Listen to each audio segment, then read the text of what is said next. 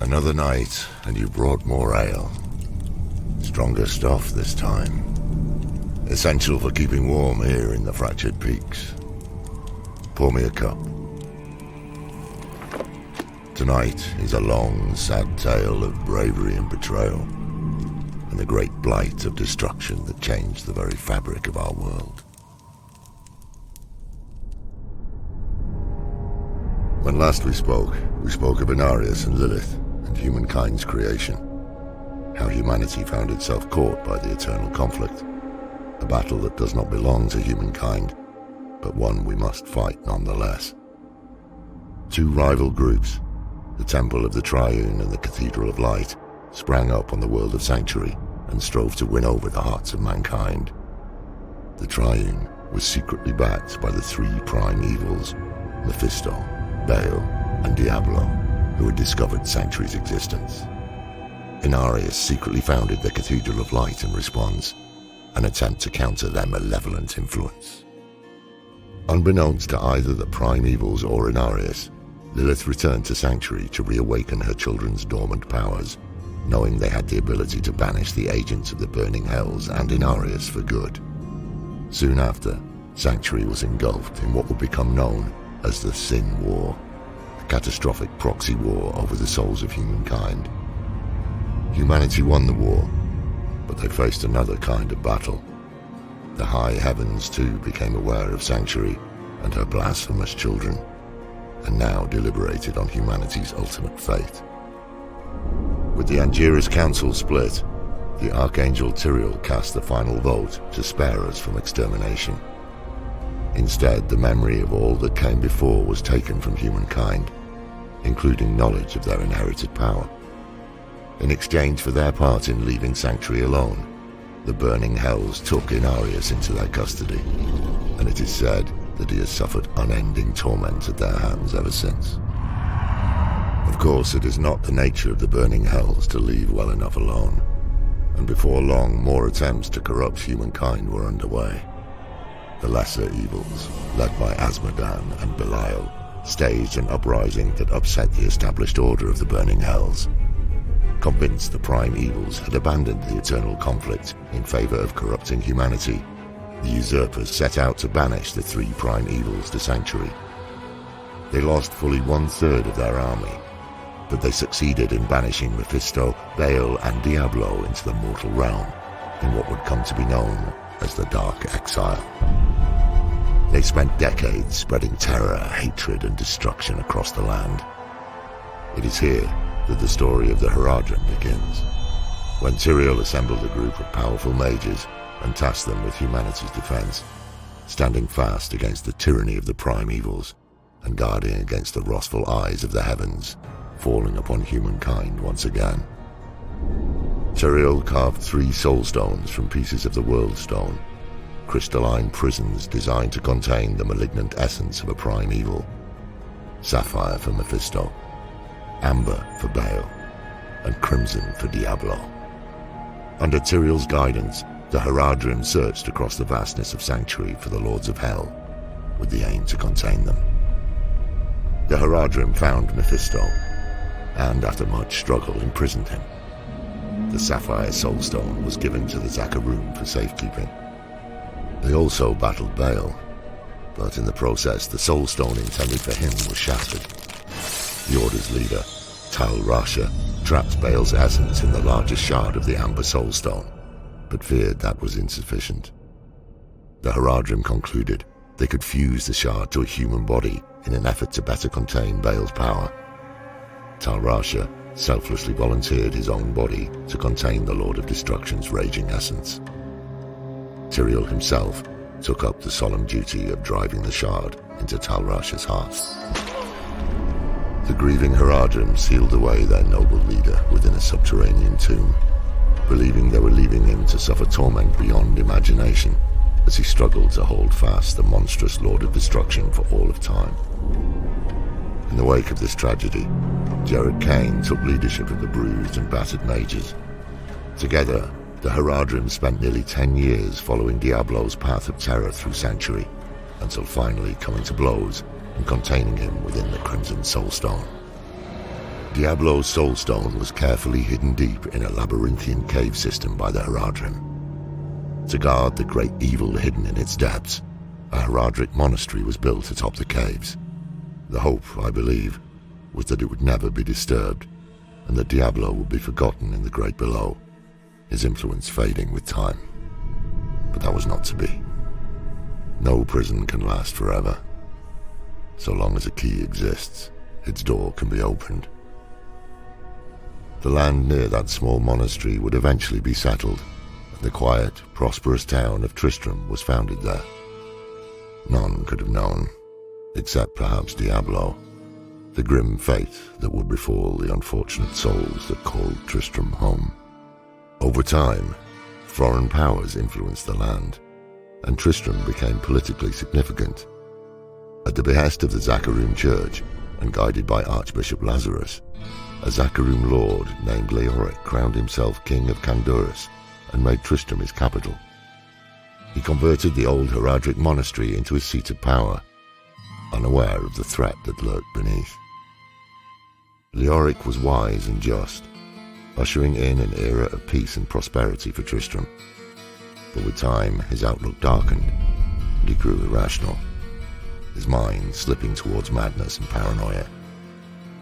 The king began ordering the execution of any who questioned him, and people started calling him the Black King. He declared war on the neighboring kingdom of Westmarch, in part thanks to Lazarus's counsel, an unjust and unwinnable war. Leoric's eldest son Aidan joined the fight, seeking approval from his father.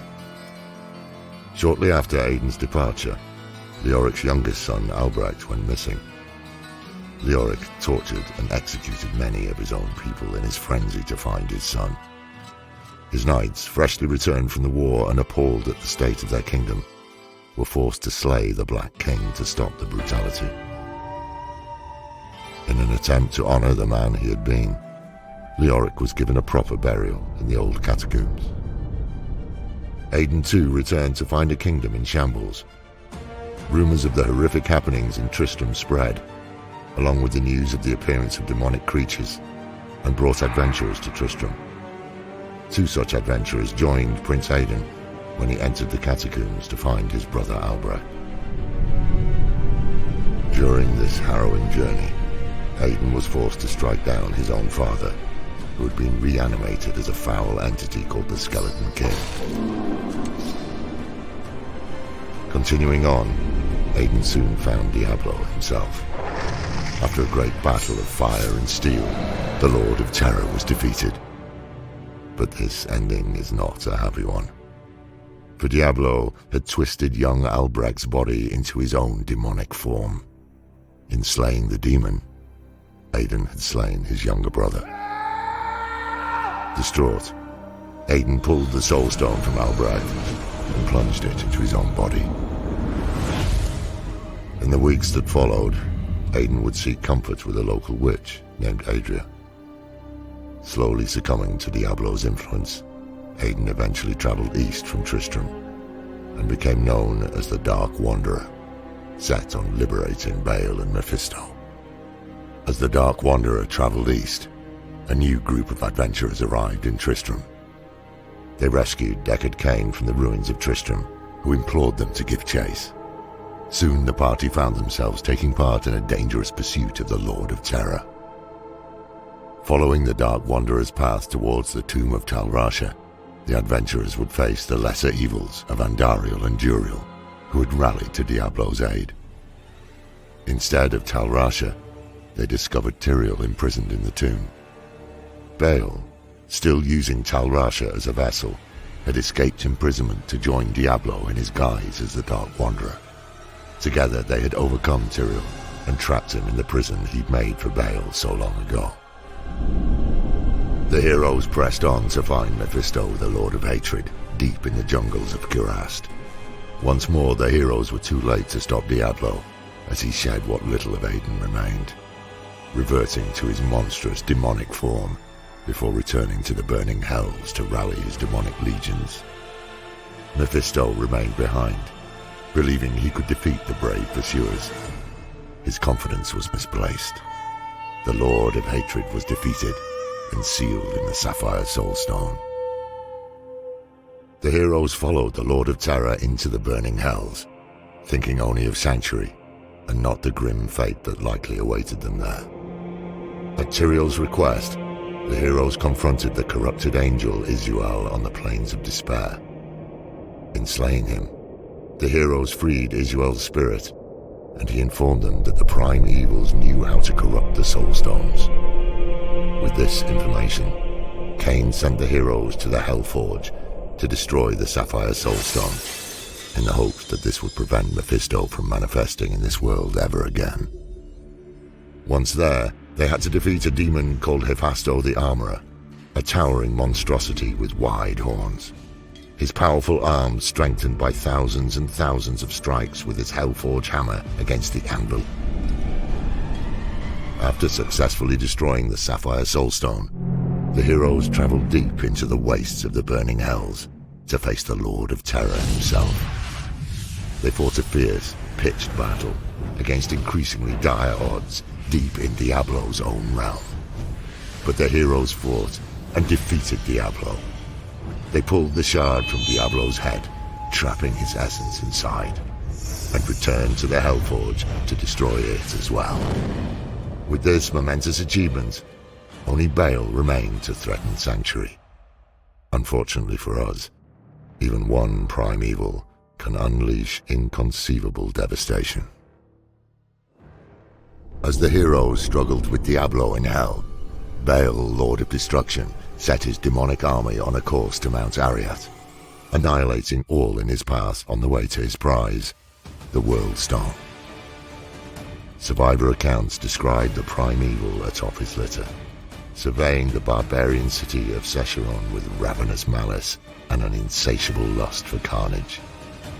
His vision for Sanctuary was a wasteland stained with blood. It is both humbling and horrifying to know how close he was to achieving that goal. Thanks to the bravery of the barbarians in the town of Haragath at the base of Mount Arreat, Baal's army was temporarily repelled, buying time enough for reinforcements and the heroes that had slain Diablo and Mephisto to arrive.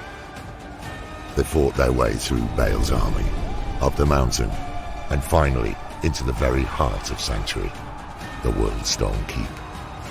Though our heroes ultimately defeated Baal, they could not stop his poisonous malice from infecting the World Stone. A difficult choice had to be made, and so it was. Tyrael chose to destroy the World Stone rather than let it fall to corruption. He hurled his great sword Eldruin at the World Stone, shattering it. Some of its shards fell to earth, imbued with power. The World Stone was nearly as large as the mountain that housed it, and its destruction turned the imposing peak of Mount Arreat into nothing more than a vast crater. Local settlements and tribes scattered to the wind, many forced to seek new homes. And it is in this new world, deeply wounded by the treachery of the prime evils, that the next chapter in our history unfolded. The tragic tale of Lear, Diablo's assault on heaven, and Malthael's betrayal, and why so few of us remain. Take care in the darkness. There's more lurking out there than the wind.